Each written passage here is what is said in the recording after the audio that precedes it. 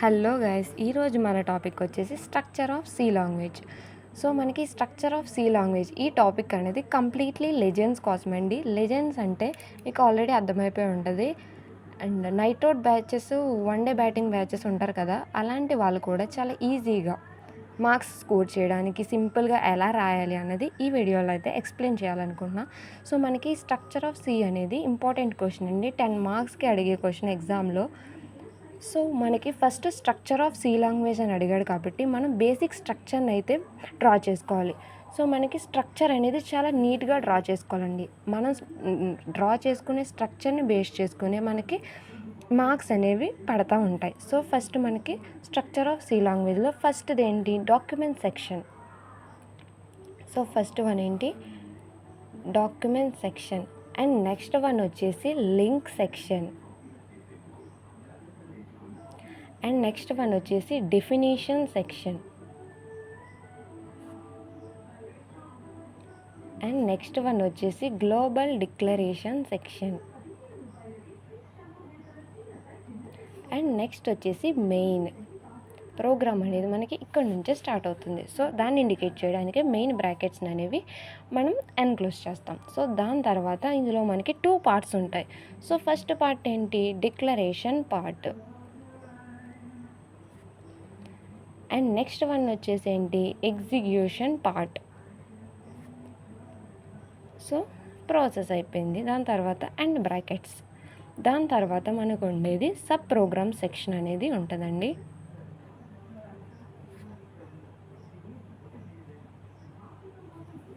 Sub program function or section, anything.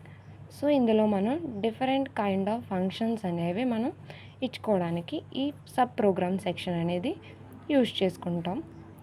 So ఇది basic structure of C program. So మనం ఇలా నీట్గా ఒక స్ట్రక్చర్ని వేసుకొని దీనికి ఒక బాక్స్ని పెడితే మనకి ఈజీగా 3 to 4 మార్క్స్ అనేవి మనకి కంపల్సరీ పడతాయండి. సో అండ్ నెక్స్ట్ ఏం చేయాలి, మనకి ఈచ్ సెక్షన్ యొక్క ఎక్స్ప్లెనేషన్ అనేది నీట్గా రాసుకోవాలి. సో ఫస్ట్ మనకి ఏంటి, document section. So document section explanation అనేది ఇప్పుడు చూద్దాం. So document section. సో ఈ డాక్యుమెంట్ సెక్షన్ అంటే it's completely nothing but A comment lines అండి. కామెంట్ లైన్స్ అంటే మీరు ఇన్స్టాగ్రామ్లోని, యూట్యూబ్స్లోని పెట్టి కామెంట్స్ కాదండి. ఇవి మనకి ప్రోగ్రామ్కి రిలేటెడ్. సో ప్రోగ్రామ్కి నేమ్ ఉంటుంది కదా, నేమ్ అయినా ప్రోగ్రామ్ యొక్క నేమ్ అయినా, అంటే మనం ఒక ప్రోగ్రామ్ చేస్తున్నాము, ఆ ప్రోగ్రామ్ యొక్క నేమ్ అయినా, లేదా ఆ ప్రోగ్రామ్ యొక్క డీటెయిల్స్ అయినా, లేదా ఆ ప్రోగ్రామ్ యొక్క ఆథర్ అయినా మనం ఈ కామెంట్ లైన్స్లో మనం మెన్షన్ చేసుకోవచ్చు. ఈ డాక్యుమెంట్ సెక్షన్ అనేది మనకి కంప్లీట్లీ ఆప్షనల్ అండి. మనం ఈ డాక్యుమెంట్ సెక్షన్ ఇచ్చినా ఇవ్వకపోయినా మనకి ప్రోగ్రాంలో ఎలాంటి చేంజెస్ అనేది ఉండదు, అవుట్పుట్లో ఎలాంటి చేంజెస్ అనేది ఉండదు. సో మనకి ఈ కామెంట్ లైన్స్ని 2 వేస్లో రిప్రజెంట్ చేస్తాము. సో ఫస్ట్ వన్ వచ్చేసి single line comment. So single line కామెంట్ని మనం ఎలా ఇస్తామంటే 2 స్లాషెస్ని ఇస్తాం. So this is the single line comment. And next one వచ్చేసి multiple line comments. Multiple line comments అంటే మనం #, ఇది స్టార్టింగ్ అండ్ ఎండ్ విత్ *#తో ఎండ్ చేస్తాం. ఈ 2 వేస్లో మనం కామెంట్ లైన్స్ అనేవి మనం ఇచ్చుకోవచ్చు. అండ్ వన్స్ అగైన్ చెప్తున్నాను, ఈ డాక్యుమెంట్ సెక్షన్ అనేది మనం ఇచ్చినా ఇవ్వకపోయినా ప్రోగ్రాంలో ఎలాంటి చేంజెస్ అనేది ఉండదు. ఓకే. అండ్ నెక్స్ట్ సెక్షన్ ఏంటి, మనకి డాక్యుమెంట్ సెక్షన్ అనేది అయిపోయింది. అండ్ నెక్స్ట్ సెక్షన్ వచ్చేసి లింక్ సెక్షన్. సో ఈ లింక్ సెక్షన్ అనేది మనకి ఎందుకు యూజ్ చేస్తాము అంటే,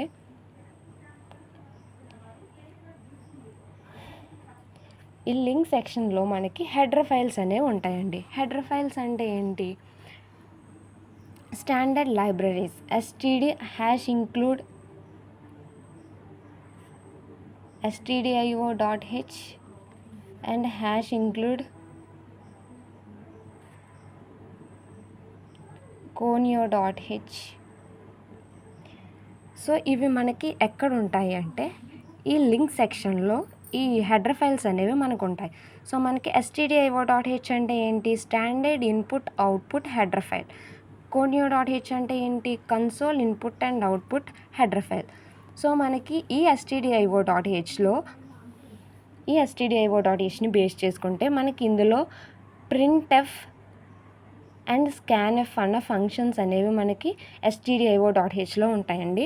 అండ్ అలాగే ఈ conio.hని తీసుకుంటే మనకి ఇందులో clr, scr అండ్ get.ch అన్న ఫంక్షన్స్ అనేవి మనకి ఇందులో ఉంటాయి. బేస్డ్ ఆన్ ద మన యూజ్ని బట్టి మనం హెడర్ ఫైల్స్ని యూజ్ చేసుకుంటాం. సో మనం ఏదైనా ఇన్ఫర్మేషన్ని డిస్ప్లే చేయాలి అంటే మనకి stdio.h తీసుకుంటాం. printf, scanf input output devices కాబట్టి సో మనం ఏదైనా ఇన్పుట్ రీడ్ చేయడానికి మనకి printfని, ఇన్పుట్ని డిస్ప్లే చేయడానికి printfని, scanfని యూజ్ చేసుకుంటాం. అండ్ అలాగే clr, scr, get.ch మనం ప్రోగ్రాంలో clr, scr, get.chని తీసుకోవాలనుకుంటే మనం ఆ టైంలో conio.h అన్న హెడర్ ఫైల్స్ని యూజ్ చేయాలి. మనం ఈ conio.h అన్న హెడర్ ఫైల్ని యూజ్ చేయకపోతే మనం clr, scr, get.ch ఇచ్చినా అది యాక్సెస్ చేయదు, తీసుకోదు. సో clr, scr అంటే ఏంటి? ప్రీవియస్గా ఉన్న స్క్రీన్ని డిలీట్ చేసి కొత్త స్క్రీన్ని మనకి ఇస్తుంది. clr, scr వల్ల యూజ్. అండ్ get.ch ఏంటంటే ఎలాంటి గార్బేజెస్ వాల్యూ లేకుండా, మన ప్రోగ్రాంలో ఎలాంటి గార్బేజెస్ వాల్యూ లేకుండా మన ప్రోగ్రామ్ అనేది నీట్గా డిస్ప్లే చేస్తుంది get.ch యూజ్ చేస్తే.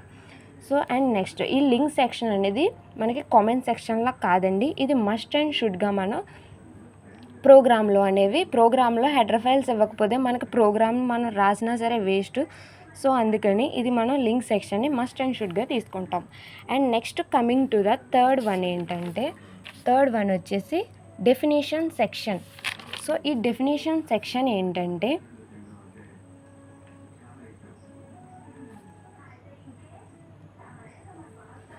సో ఈ డెఫినేషన్ సెక్షన్ ఏంటి అంటే మనకి symbolic constant like pi some constant values ఉంటాయి కదండి, ఆ కాన్స్టెంట్ వాల్యూస్ని రిప్రజెంట్ చేయడానికి మనం ఈ డెఫినేషన్ సెక్షన్ని యూజ్ చేస్తాం అంతే. అండ్ నెక్స్ట్ వన్ వచ్చేసి global declaration. So global declaration section, ఈ గ్లోబల్ డిక్లరేషన్ సెక్షన్ అంటే ఏంటి? సో మనం వేరియబుల్స్ని 2 వేస్లో డిక్లేర్ చేయొచ్చు. ఒకటి గ్లోబల్గా చేయొచ్చు, ఒకటి లోకల్గా చేయొచ్చు. సో మనకి గ్లోబల్ అంటే ఏంటి? ఎంటైర్ ప్రోగ్రాంలో మనం వేరియబుల్స్ని ఎక్కడైనా అటెంప్ట్ చేయొచ్చు. అదే లోకల్ వేరియబుల్ అంటే ఓన్లీ ఈ బ్రాకెట్స్ మధ్యలో మాత్రమే మనం వేరియబుల్స్ని ఇవ్వాలి. వేరియబుల్స్ని ఈ బ్రాకెట్ మధ్యలో మాత్రమే ఇస్తే దాన్ని ఏమంటాం? లోకల్ వేరియబుల్ సెక్షన్ అంటాం. అదే అవుట్ ఆఫ్ ది మెయిన్ సెక్షన్ని మనం డిక్లేర్ చేస్తే, అంటే హెడర్ ఫైల్స్ తర్వాత మనం డిక్లేర్ చేస్తే దాన్ని మనం ఏమంటామంటే గ్లోబల్ డిక్లరేషన్ అంటాం. ఓకే. అండ్ నెక్స్ట్ వన్ వచ్చేసి main section. So main section అంటే ఏంటి? మనకి కంపైలర్కి మెయిన్ సెక్షన్ నుంచే తెలుస్తుంది ఒక ప్రోగ్రామ్ స్టార్ట్ అయ్యింది, ఒక ప్రోగ్రామ్ ఎక్కడ స్టార్ట్ అయింది, ఒక ప్రోగ్రామ్ ఎక్కడి నుంచి ఎండ్ అవుతుంది అన్నది మనకి ఈ మెయిన్ సెక్షన్ వల్లే తెలుస్తుంది. సో మనకి ప్రోగ్రామ్ కంపైలేషన్ అనేది ఫస్ట్ మనకి మెయిన్ సెక్షన్ నుంచే స్టార్ట్ అవుతుంది. సో మనకి ఇది అందుకే మనకి మెయిన్ సెక్షన్ అయ్యింది. సో ఇది మనకి 2 బ్రాకెట్స్తో ఎన్క్లోజ్డ్ అయి ఉంటాయి. So starting braces indicating the program starting and the last bracket and end bracket and indicating ending of the ప్రోగ్రామ్ని మనకి ఇండికేట్ చేస్తుంది. అండ్ నెక్స్ట్ వన్ వచ్చేసి ఓకే, నెక్స్ట్ మెయిన్ సెక్షన్ కూడా కంప్లీట్ అయిపోయింది. And next declaration part, execution part. And coming to the sub program section అంటే ఏంటి? మనకి ఇక్కడ డిక్లరేషన్ పార్ట్లో ఏమైనా ఫంక్షన్స్ అనే వాటిని డిక్లేర్ చేస్తాం. అవన్నీ మనకి వాటికి సంబంధించిన లాజిక్స్ అన్నిటినీ మనం సబ్ ప్రోగ్రామ్ సెక్షన్లో మనం రాస్తాం. So that is nothing but a sub program section.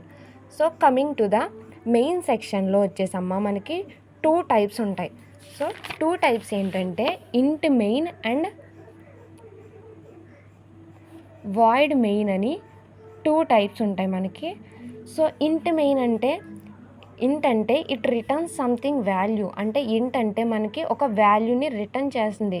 అది 0 అవని, 1 అవని, 2 అవని, ఎనీథింగ్ వాల్యూ. మనం మ్యాక్సిమం తీసుకునేది 0నే, రిటర్న్ 0నే ఎక్కువగా యూజ్ చేస్తాం. సో ఇంట్ తీసుకుంటే మనం రిటర్న్ 0 ఎనీ వాల్యూని మనం తీసుకోవాలి కంపల్సరీ.